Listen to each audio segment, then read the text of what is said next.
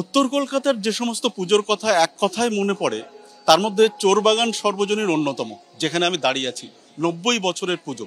এবারের বিষয় ভাবনা স্রোতস্বিনী, যেখানে সময়ের যে বহমানতা এবং তার যে ভাঙাগড়া তা ফুটিয়ে তোলা হয়েছে, এবং যেভাবে দেবী মূর্তি তৈরি করা হয়েছে সব আপাত দৃষ্টিতে দেখলে মনে হবে শূন্যে ভাসছে।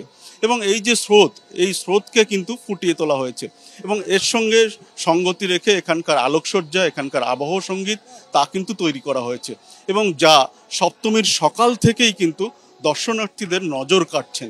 এখানে দিনের বেলাতেও বোঝা যাবে না যে এটা দিনের বেলা, এখানে আলোকসজ্জা সেরকমভাবেই তৈরি করা হয়েছে। এবং এই যে বিষয় ভাবনা, এটা দেখার জন্য দর্শনার্থীদের ভিড় সকাল থেকেই, এবং 90 বছরের যে পুজো তা বরাবরই বিষয় ভাবনায় বা দর্শনার্থীদের একটা দৃষ্টি আকর্ষণ করে।